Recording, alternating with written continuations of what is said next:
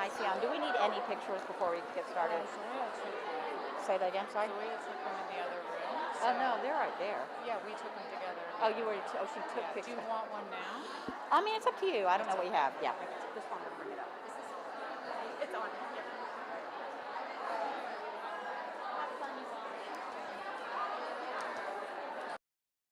Everyone, how's everyone doing? Happy Friday. Yeah, it's so wonderful to be here. My name's Sion Bylock. I'm president of this wonderful college, and it is very exciting to welcome back two great alums to talk about the role of audio journalism in our world today. This program is being brought to us by the Athena Center for Leadership, the Slope Media Center here at Dartmouth, and at Barnard.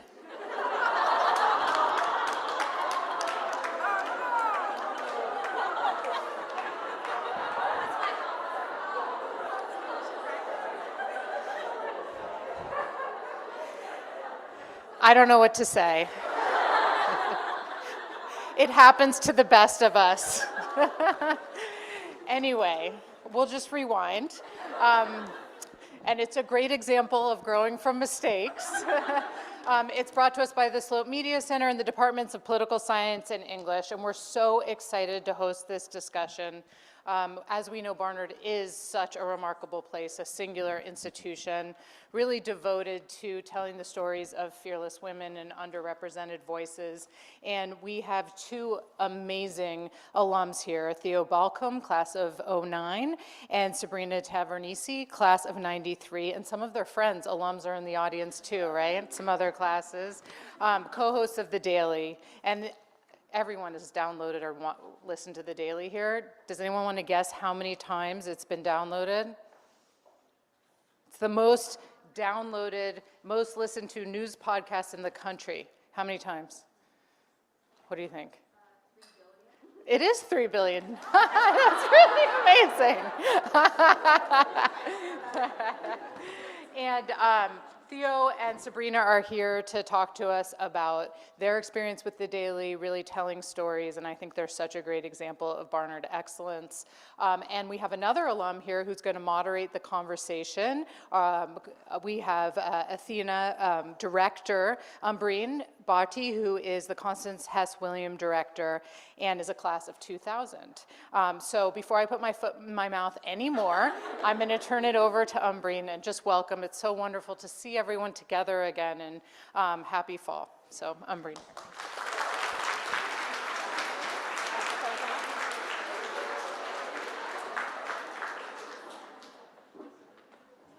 Sian, thank you for the blooper.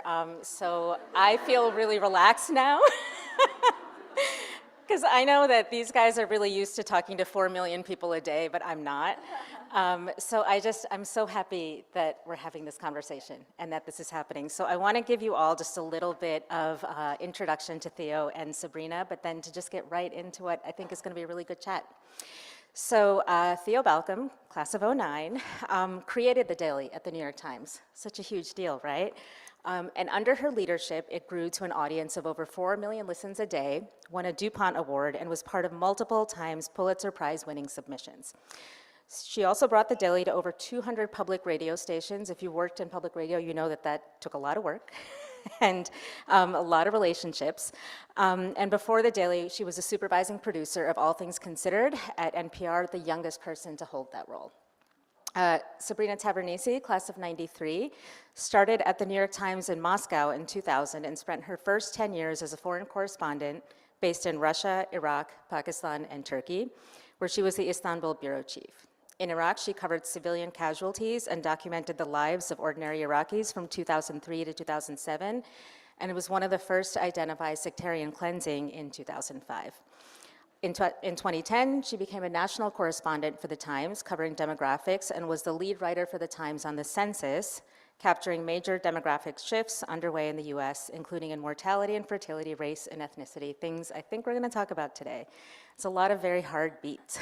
So, and again, my name is Umbreen and I direct the Athena Center. So, Theo, I want to go back to the beginning, but not the beginning Barnard part, the beginning of the Daily. Yes. I feel like the best ideas are the things where you're like, how did that not already exist? Right. And so it seems like such an obvious thing today.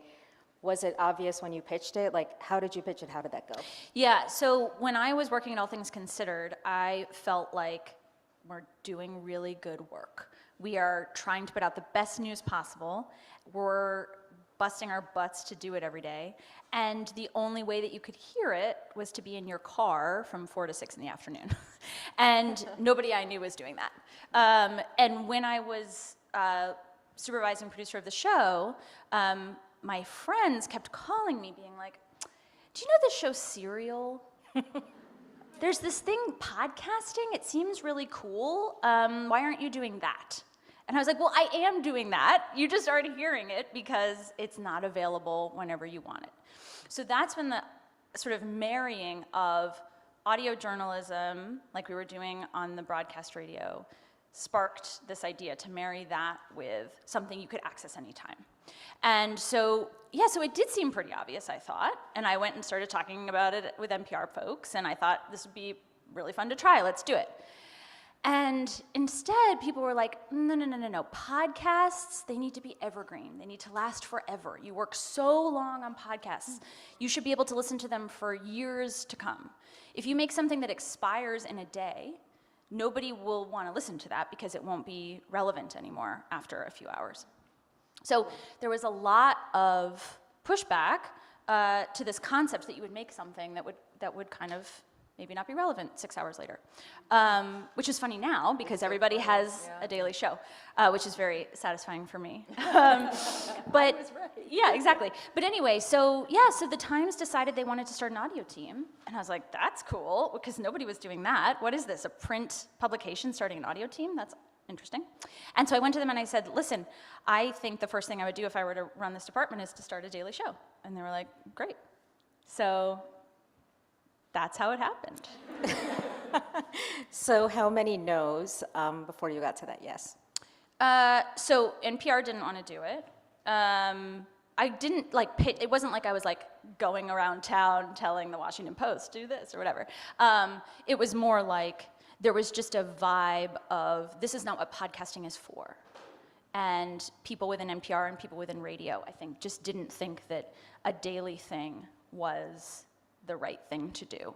Because of the level of investment and because of the listener appetite. You know, people thought you'd come in weekly for a show or every couple, days a month or something. And so one of our concerns was it would be like your New Yorker article. You would have your New Yorker stack that stresses you out. It would be like, oh my God, my podcast feed is piling up and I'm not caught up. That is a real feeling, though. No, 100%. But I think, what we were lucky enough to make was not something that you let linger. It was something that you wanted to consume right away. And even if you didn't, it was the kind of reporting that would still be relevant more than 6 hours later. Yeah, so a little bit of an aside about Serial is, so... Oh God, we could have a whole panel just I know, about we that. totally could. I just feel like we have to talk about it because of this week. But so Rabia Chaudhry was a friend, and she'd called me and said, it's finally going to happen. It's going to be a show, and it's going to be on This American Life, but it's going to be a bunch of episodes. And I was like, it doesn't work that way. They don't do a bunch of episodes. This it's is going to be on Adnan Syed's friend who then pitched his story to This American Life. And so she was telling me it was going to be this serialized thing, and there were going to be a bunch of episodes. And I was like, but they just don't do that. They do these evergreen stories that are a part of the This American Life episode. I don't get what you're talking about. And of course, I was wrong. But so I do though want to dig just a little bit deeper into that because I feel like that's a moment we all many of us I think have had this experience of I have such a good idea, and then someone's like, but it's actually not. And so were there moments where you were like, okay, maybe I'm not onto something or maybe I'm wrong? How did you push through that? Yes, and I mean I have those about the show now. The show is really hard thing to make. I still definitely have this feeling of we are sort of and now Sabrina is making this kind of impossible thing. It's a really hard thing to make. But I don't think I ever doubted that it was a good idea. And I think mainly it was because I wanted to make it for my friends. I don't say that jokingly. I wanted my friends to listen to the work I was making. I mean, some of the work I think of journalism is a little ego, right? Like I wanted people to listen to my work, and so how could I do that in a way that they could get to it, that wasn't just broadcast? Like that I just felt very firmly that was the right thing. Yeah, I mean, that feels really powerful that if you know who you're making it for, what you're doing something for, you can push past a lot of the naysayers, because it's like you might just not understand it. And there's always that balance of like, how much time do I spend convincing you, or do I go where it's wanted? And I think it's amazing that it ended up at the Times, and I'm sure there's some NPR folks kicking themselves, but amazing that it ended up there. And so, Sabrina, now that the show's like 5 years in, right? I'm curious about what it feels like as a co-host. Like, what is the day like? And specifically, I want to know when you sleep, but how does that work? What is the day like and when do I sleep? Those are, good questions. Thank you guys, everybody, for coming, by the way. It's very nice of you. It's a Friday. You could be doing other things. Yeah. I think the show is, it's an extremely hard thing to make because it is essentially a magazine piece done in a day. Right. And anybody who's ever tried to do a magazine piece knows that it's not just like, I've worked at the New York Times for 22 years, so I spent a lot of time in daily news. And daily news is, you dump the four most important things in the top of the story, and then you chuck some stuff at the end of the story, and you're done. And you go have a beer.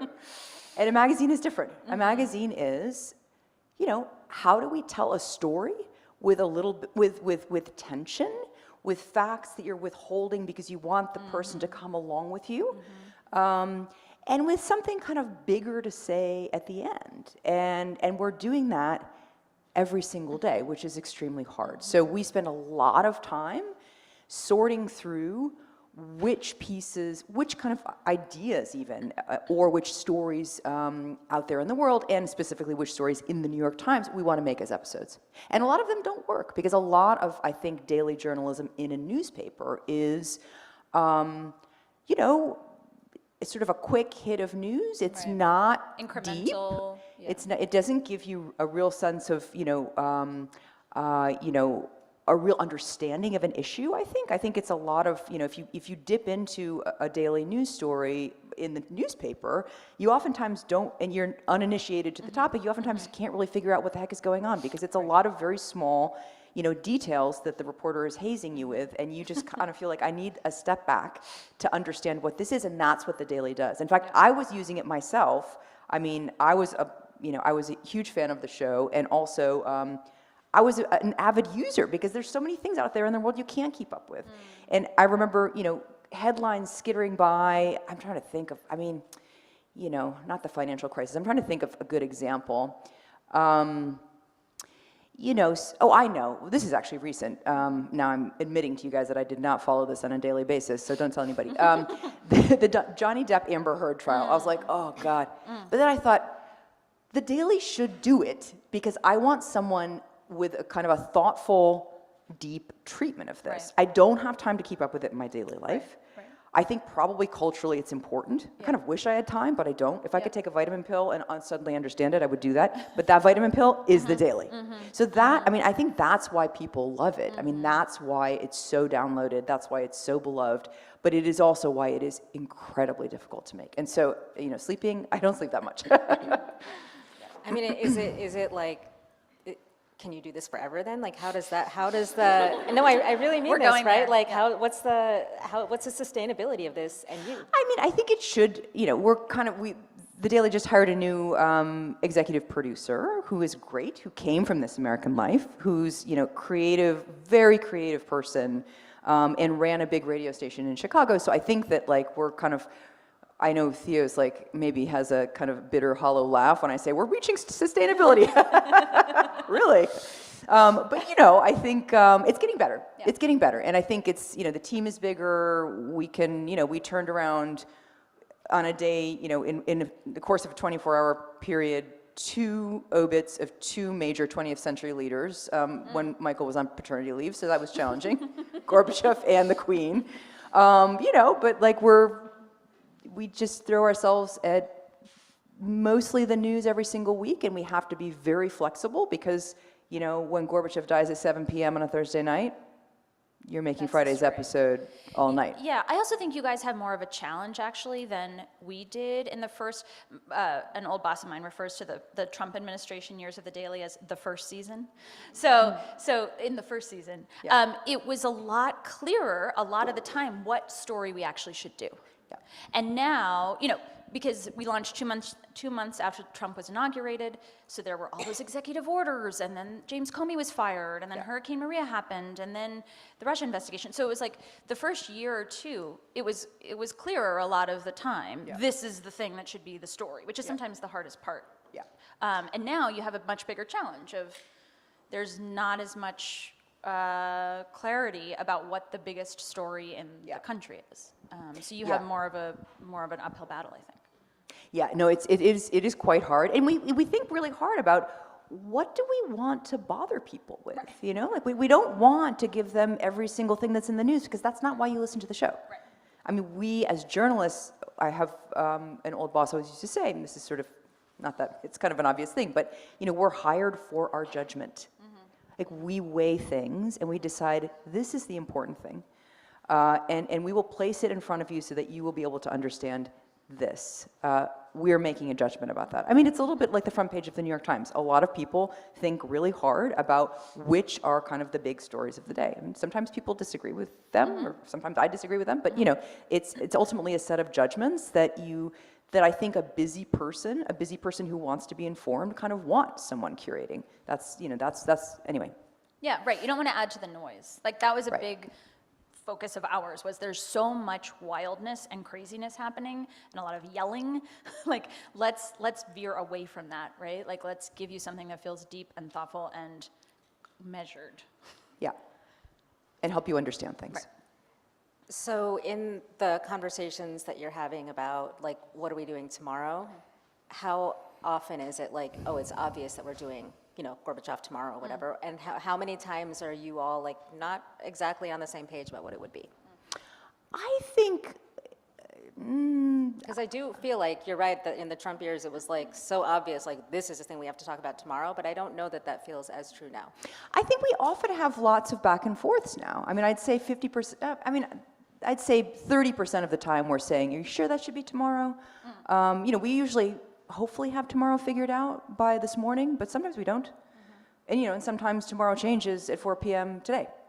So, there's that because it is fundamentally the news business. But, I've been trying to kind of push us in a little bit more in the direction of having more international news. I come from a background where I lived in Russia for a long time. I lived in Turkey. I want our listeners to understand more about the world. And I understand that, like, in the Trump era, it was, very much kind of the U.S. was sort of like blowing up and things had gone crazy here. But I think that, now I think we should be doing, for instance, which we haven't done, the European energy crisis.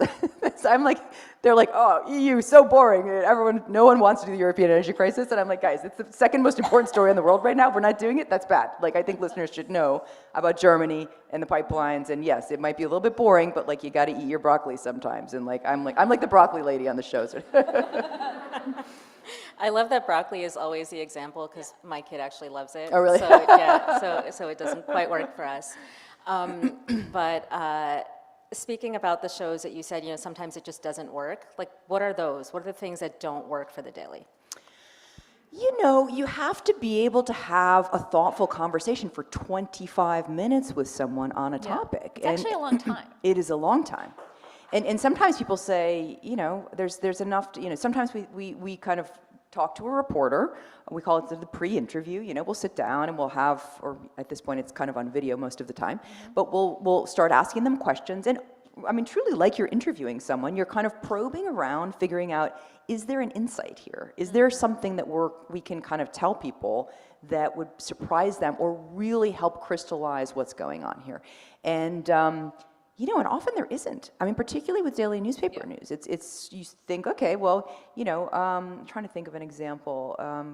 Guys, I'm not coming armed with examples. Anyway, I think oftentimes, a simple newspaper story is not enough to make an episode because there's just simply not enough to say. Because and people, and the reporter will say, I could talk about this for 7 minutes, but 25, no. That it's too incremental, or it's just I don't have the depth in it. Yeah.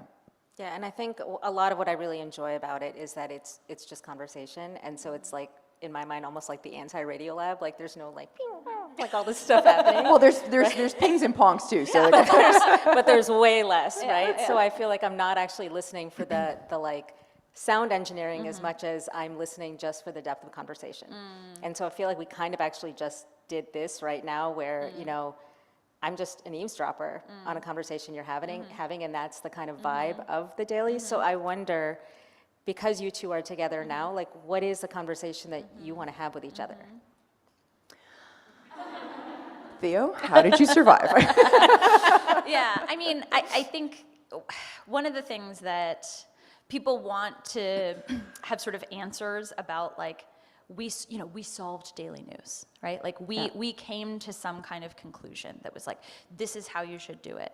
And what I'm doing now, I left the Times last fall, and I went out to sort of make my own company of one, and now I'm working with other media organizations making other audio shows. And people want me to be like, okay, fix this. And I think that the thing that I've come to is that we haven't reached any answers, right? Like, we're just asking the same questions over and over again, and each time we're getting a little bit better. Like, we're realizing at 7 p.m. when we have to do the Gorbachev thing, that's not as hard as it was last year that time, because we've landed a little bit more on, we have a format, or we have a reporter, or we have a relationship, or we've done a source interview that we opened in this kind of way, and it worked really well, so let's try that again. Like, one of the things that is the delicate dance of the show that I experienced was, let's nail down what we're actually doing so we're not reinventing the wheel every day. Yeah. But also, let's screw it up every day. Like, let's always be making it new. And so I think you're in a really cool time where, like, you have that foundation, but you can also now F it up. Like, you can keep making it different. And so I wonder how much you feel like you can do that, and what that might look like. Because my whole thing was like, let's always be innovating. Let's just like not fall into a groove. And it's harder now because there's so many other people who are trying to do what we're doing.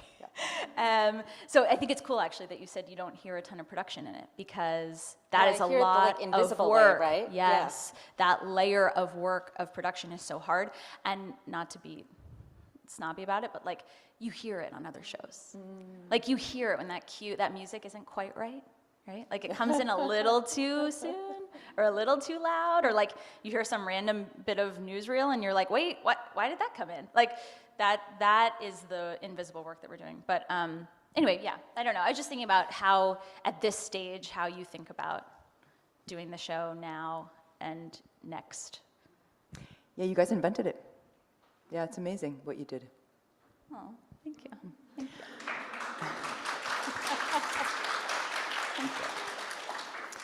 So I think, the show is definitely, I mean, obviously, as we keep saying now tiresomely, it takes a lot of work to make, but, we've mastered that form. I think I personally love it when the show is able to do interviews with ordinary people. And I have been trying to kind of, push us to do more of that. I mean, not that we need pushing, but it's just very hard to organize in the course of everything else that's going on. And they're a little bit, riskier, because it's not a colleague that you tell, this is kind of, we're trying to arrange your thoughts here in a way that people will understand. And you can't just like hit me with a machine gun with 25 thoughts all at once. It's not going to work. No one will be able to understand you.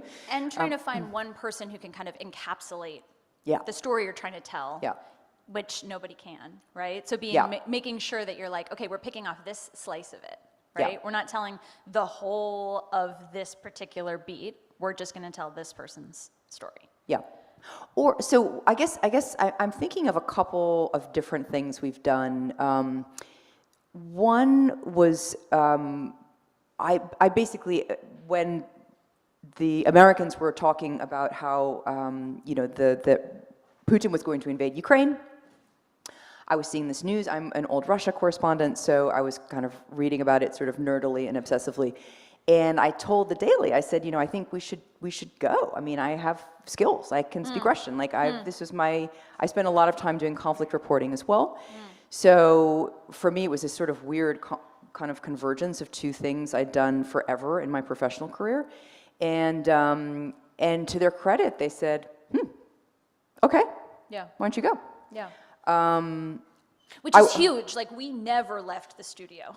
like we never went anywhere. Oh my God, but it's like, I felt like there were all these like amazing, talented, like Brooklyn podcasters with their huge things on, and they were like, wait, what, go there? I was like, yeah, like go there, like go there, like get on a plane. And I was like, guys, by the way, if we don't get on a plane in the next 48 hours, we will have to drive overland for like 3 weeks because they're going to close the airspace, so we need to decide this right now. Yeah. And they were like, okay. Okay. And I was actually, oh my God, it was a weird story because I was supposed to go with two producers, and one had a positive pregnancy test the night before we were supposed to fly out, and said, probably I shouldn't be going. I mean, she wanted to, but we were like, probably not a great idea. And the other said at the last minute, will there be bombing? And I was like, yes, it's a war. Yeah. She was like, I'm not going.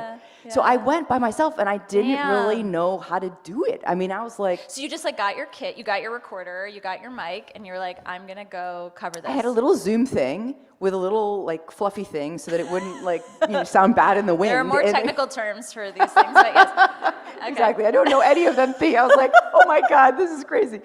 So, but I knew conflict. Right. And I knew Russia. Right. And I knew the New York Times. So I felt like, I had a lot of things going for me. So but I really didn't know audio. So in the beginning, I was just, walking around with my recorder.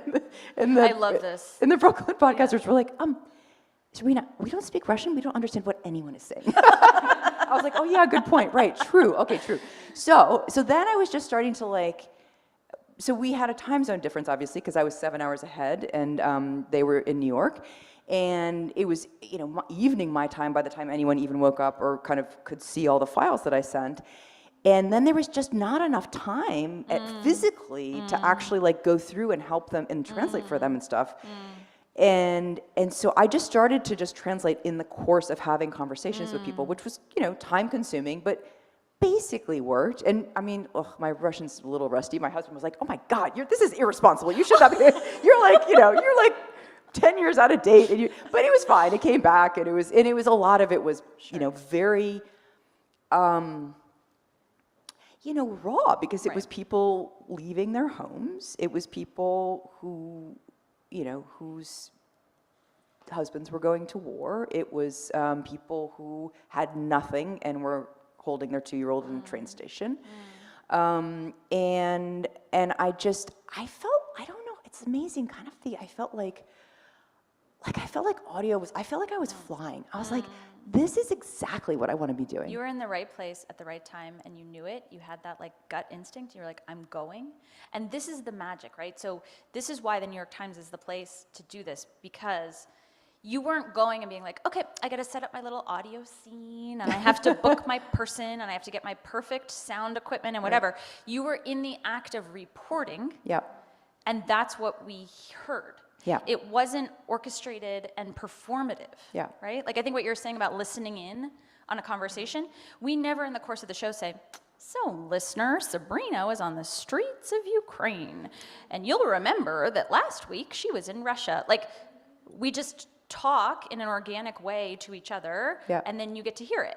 So it's not put on. Yeah. Right? So you were just doing the thing that you know how to do, and getting the story from the people who are experiencing it. It's amazing. Yeah, it really felt like, I mean, again, having been a print reporter for the New York Times for 22 years, and I was covering the war in Iraq and various other conflicts. And you're having to do, scrambling around, and you're sort of writing a news story every single time there's a bombing, and it's just a lot of the incremental stuff that I was talking about. And I felt like, but you have to keep up with news, it's relentless. But this was such freedom, because it was I wanted people to feel like they were actually there in the train station. And I thought, it was just the creative challenge of figuring out how to do that and how to have conversations with people that like brought them to a place emotionally where they were like, this is what it feels like to be a middle-class person who was just taking their kid to school and soccer practice yesterday, who now doesn't have a house. And like, and it's, when you hear the voice, it's crazy. It's like something in the rat brain connects and like you have an emotional response, and it's so much more powerful. I mean, it's a little cliche, but it really is. Like, I don't know, it was like a revelation to me. Yeah. Have you found that the reaction to the stories that the audio stories that you do is markedly different from your print stories? 100%. Yeah, in what They're- way?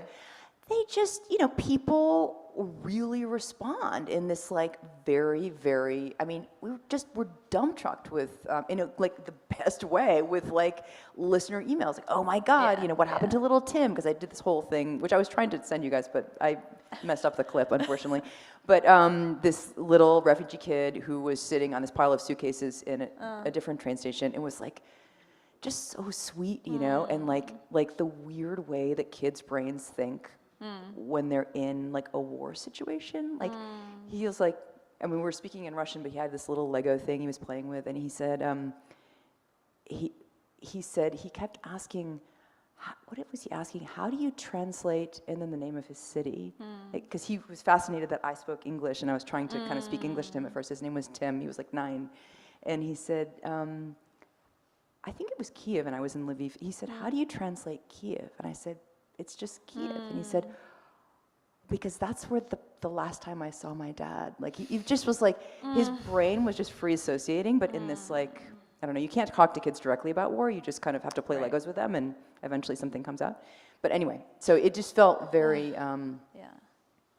like I wanted people to hear that. Right, and that interaction is the thing that if we were in old public radio land, we would have been like, that's too slow. Like, that's very sweet and endearing, but like we don't have time in the 4.5-minute story that we're making to actually keep this in. But that back and forth is so telling, right? We're showing you this effect of war in a way that, I like the rat brain thing that connects to the rat brain. And that, folks, is me playing the invisible audio engineer. I'll edit it later. It'll sound It took a lot not to interrupt and ask all the things I wanted to ask, but I really, it's exciting to see things that I think are moving really fast, and it's a totally different stage of something that you launch and you're trying to make happen, and then now you're at a different place. And so the idea that you never left the studio, like, I totally get it.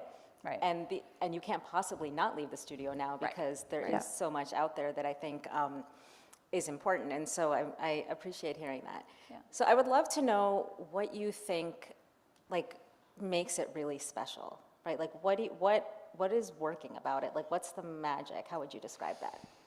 I mean, I think audio in general, it's the hearing from Tim and that scene in sort of its entirety. I think it's interesting you were talking about source interviews in particular. I think that it's being able to go deep with somebody in their personal story in a way that isn't,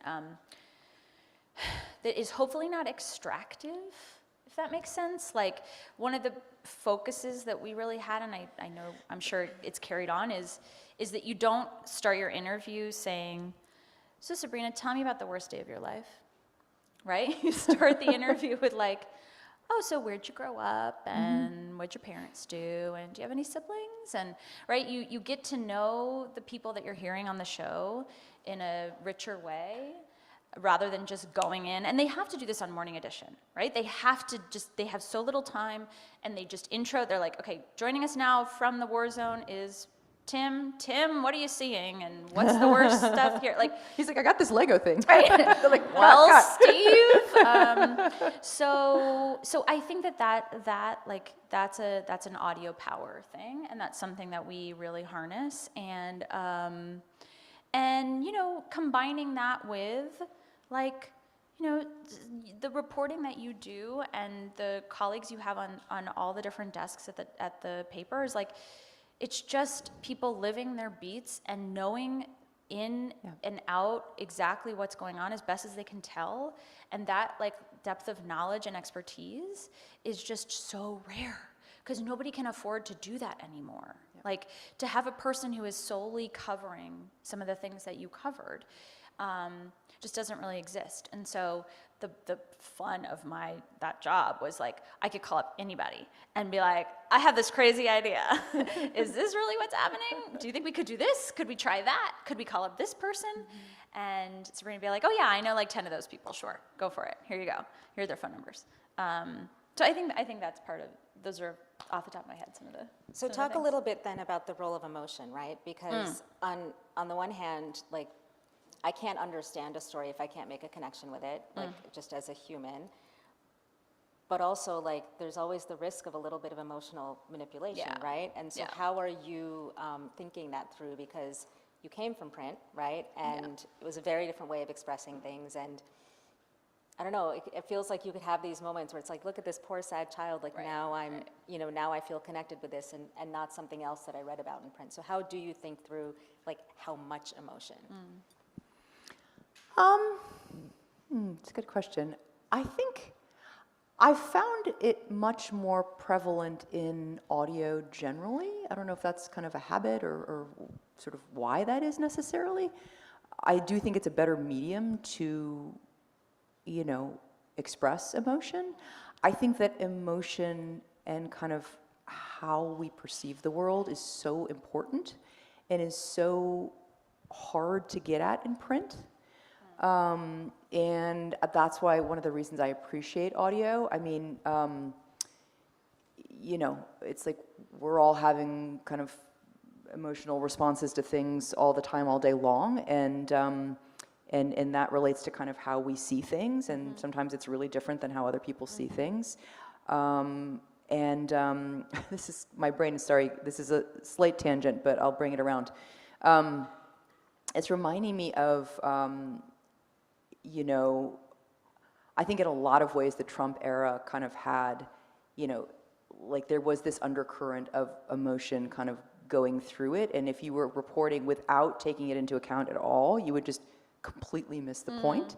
I remember being questioned by an editor who will remain nameless, not at the Daily, this is before I came to the Daily, who was, I was in DC on January 6th, and I had been going to the Trump rallies actually after the election, because I was like, I covered foreign places, in like different countries that had a lot of conflict problems, and like once you start talking about kind of elections being stolen, it's a huge problem for political systems, so I was kind of interested in like watching that. And so I was in the Capitol on January 6th, and I remember I had gotten up really early because everyone had driven from like rural Wisconsin and wherever to be in DC and to the Ellipse or whatever. And I had been all morning kind of talking to people, interviewing them, and then just feeding quotes to the editor on duty. And at some point in the morning, kind of mid-morning, I looked at the story on my phone and I was like, wow, none of my people are in this piece that's running online. And I called the editor, I was like, what's going on? Like, I've been working for like 5 hours, I see nothing. And he said, Sabrina, I mean, these people are all, this is all fantasy. We are not a platform for fantasists. Whoa. And I remember saying, do you understand what's going on out here? Like, it basically, yes, it sounds like a fantasy to you, but like, it is very real to them. And like, it's about perception. Like basically, war, when you're in a war, right, and you're interviewing different sides in a conflict, they have completely different sets of facts. You have to understand them. You have to understand them in order to be able to be like, diagnose the problem. And if you're just saying like, la, la, la, la, la, like, which is basically what that editor was doing, I mean, it's journalistically very difficult. It's very challenging, right? Because in some sense he's right. You don't want to just be like, have the guy spouting off just complete banana stuff and not kind of put it into context. But you also kind of need to know what your countrymen are saying. And I feel like that was a real, this is now kind of gone off. This is fast. I mean, I'm fascinated by it. Also, I think I can say this, maybe you can chime in if you want to.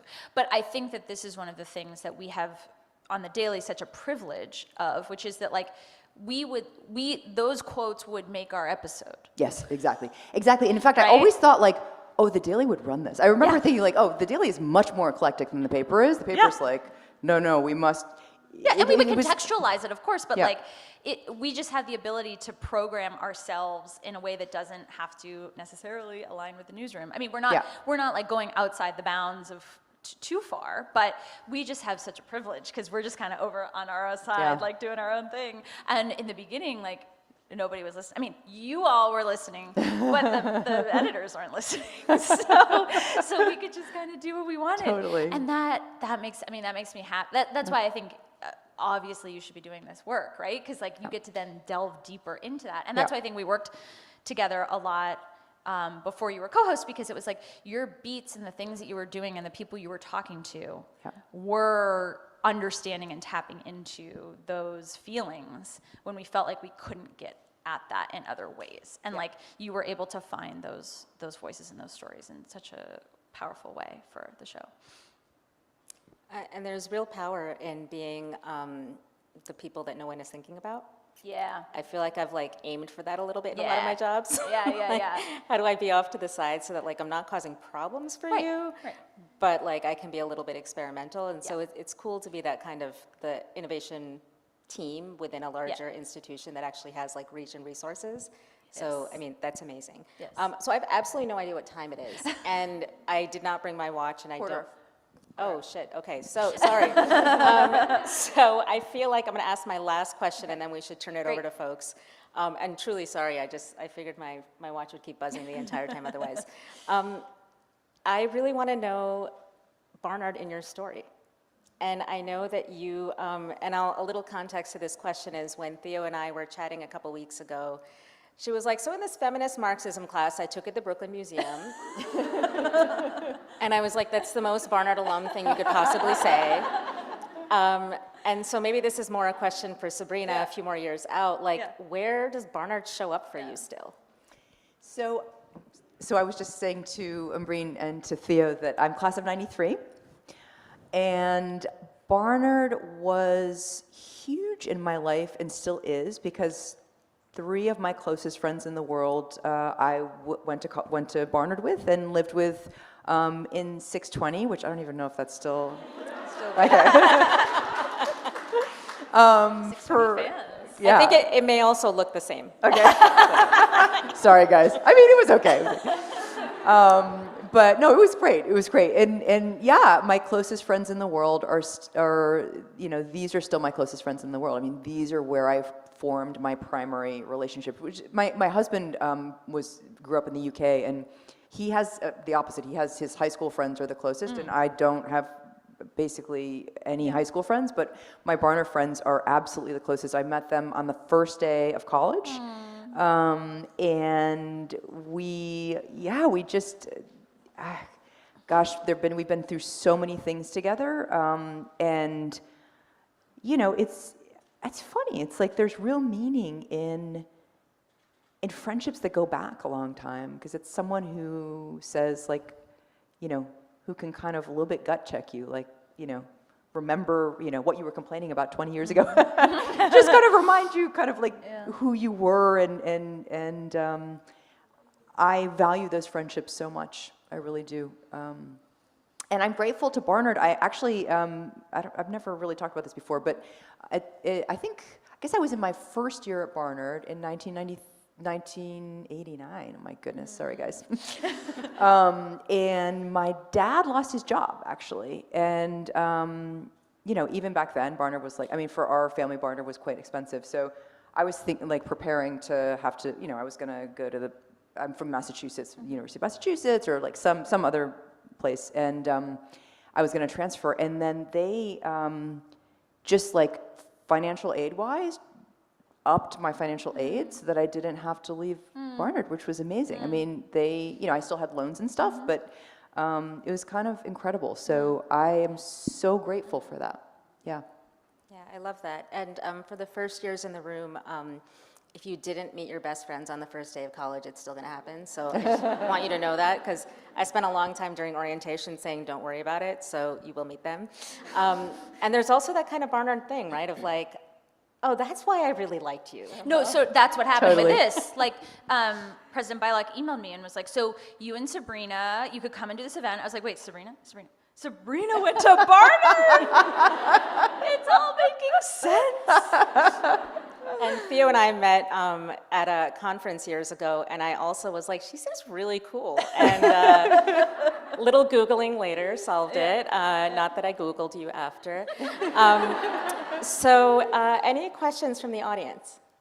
One right here. In the world, and especially in the past 5, 10 years, how social media has kind of put our minds towards more short-term content, how do you consistently capture listeners, even on a 25-minute scale? Even that can be long for some people, so how do you consistently... And I'll repeat that just for the folks on the Zoom. So how do you consistently capture listeners in like a social media world where we're paying attention to shorter content, right? Well, one of the funny things, what I should have mentioned when I was talking about some of the difficulties I had pitching this project, people said, oh, well, young people like, listicles. And this was like the BuzzFeed years. And I was You like, just dated yourself with that one. sorry, okay. That's when I was still the young demographic. And so I could say, like, no, we're just going to talk to people like they're people. Like, we don't have to talk to them like they're young people. And it worked out. But I don't know. I mean, I think one of the things that we tried to focus on was, like, how can we make the beginning of each episode super engaging?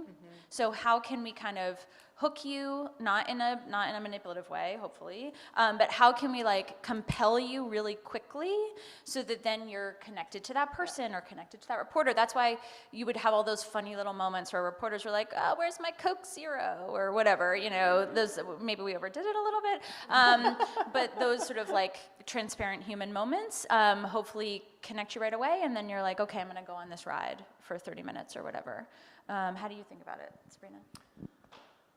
Oh my gosh. I don't know. I feel like maybe precisely because everything is so short and micro and everybody is so brain dead from it all that it's a little bit like a long, tall, or whatever the thing, it's a tall, cold glass of water. I mean, it feels like you kind of just want a whole, quiet, kind of intentional, but just sort of like you want just kind of a complete thought that you can stay with for a little bit of time and actually come out the other end feeling like you learned something, as opposed to someone just talking at you, which is like what most other things are, right? And I think that's what's special about the Daily. And I think, and the answer is like people voted with their feet, right? They wanted it. I mean, we still have, it's amazing. It's like between 4 and 5 million downloads a day. So it shows you that people want that.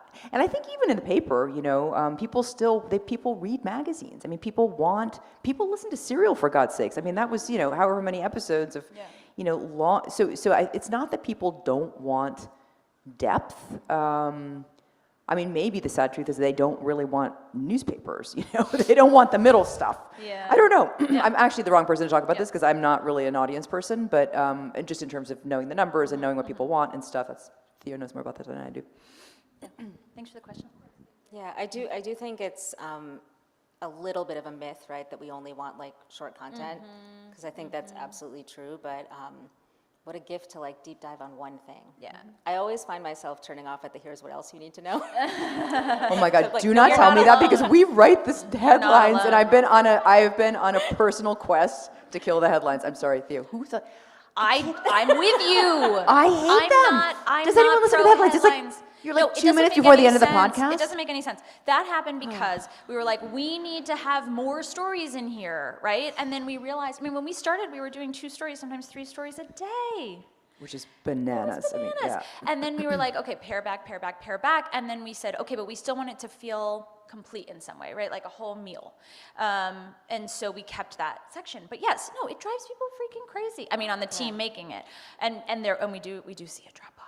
No, You're not when alone. you say here's what else you need to know, the answer for me is nothing. I know that's it. I'm good. We actually user tested this same concept with a podcast at KQED when I was there. Same thing. They like too much, right? Like I want what I want, and You can use this, Sabrina. You can go back and say. Can you please write a reader email right now?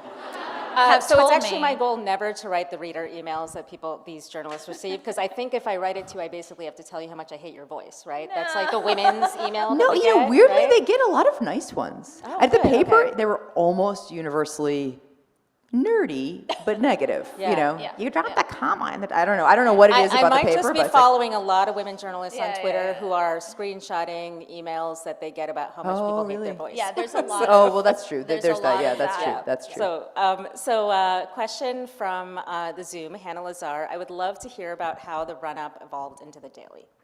Okay, so backstory for the people, for like the non-5,000 people or something who listen to the It's an run-up. amazing question. The run-up was an elections podcast in 2016. And it was a sort of prototype for the Daily in the sense that it was interviewing Times journalists about Times stories in a 20-ish, 30-ish minute format, hosted by a man named Michael Barbaro. So it was a really good experiment inside the Times. I should say I came afterwards, so I only know about it from that perspective. But it was really well received inside the building because suddenly reporters and editors were like, oh, wow, our people are really good talkers. And they can go down and record this thing, and then people can hear it. And it was a really good thing for Michael, who had never hosted anything before and really had never listened to audio. Like, didn't Were they have- editing? Were they editing it, Thea? What was Lisa the? Tobin was editing it. Oh, wow. Huh. Okay. So I should say I made the Daily with Michael Barbaro, Lisa Tobin, and Andy Mills. It was the four of us together who actually created the sound and the format of the thing in 2017. And so one of those editors worked with Michael on the run-up, and how did it evolve otherwise? I mean, I think it was like, you know, we knew that Maggie Haberman and Michael sounded great together on tape. You know, we knew that like the journalists would be really game. One of the secrets about the show, why it took off so fast, I think, inside the building, is that Michael's just a sweetie, and everybody wants to do him a favor. So when we would go in, you know, it was just the two of us piloting this thing, and I'd be like, Michael, how are we going to get people to talk to us? This is just not. It's not even going to go out. It's just a pilot. He's like, don't worry about it. And people would just want to come and hang out with him in the studio. So we learned that, and yeah, and then I think, you know, now they've retooled it. Ested Herndon is now hosting an elections show, who's amazing, and I haven't yet listened to it, but they're taking the name and running with it again. I love that. Thank you for the little insider scoop on that one. So I think I'm supposed to wrap up right now, even though I have like 10 million more things I want to ask you. So I just have to say thank you, first of all, for coming like from your work, fitting it in. I thought this might be like when you sleep, so Yeah, right. I know. You know, I know. When I saw Sabrina, I was like, "Are you working today? I hope not." Also, that college costs episode was really good. So thank you for taking time and for coming from Maine, where you live now, right? Yeah. So I'm really grateful for that, and just to get to have this conversation with people who I think are driving change in really interesting ways. I have two announcements for everyone. So the first is, you got to hear the boring one before the interesting one. So. Giving Day is coming up Wednesday, October 26th. And as Sabrina told you, This was nuts. it's really important. And if you are competitive at all, we compete with the other Columbia schools, and we were third last year, and I don't want to be third. So I want us to think about how we can achieve the goal, but really, it's literally volume. Like, it's the number of people who give that matters, and there are match gifts, and you know, anything we can do to support this institution that we love. So I am just putting it out there, October 26th. There's no way you won't hear about it again. And then my other announcement is just for the students in the room, we have space for probably about 20 folks to join in Salzburger Parlor at 2:15 for just kind of like a casual chat with Theo. So if you are an aspiring podcaster or just want to talk to, I feel like you are the Michael Barbaro of here, the sweetie that everybody wants to talk to. So, we'll see how much space there is, but let's fit in and have a great student chat. Yeah, and if you can't come, you can reach out to me anytime. Like one of my happiest things is getting to talk to Barnard students. So, you know, if you want any advice about anything, audio or whatever, anything else, just reach out. Yeah, I think that's a lot of alums are like that, so I encourage people to do it all the time. So thank you to the folks on Zoom watching. Thank you to all of you for coming. Thank you for coming.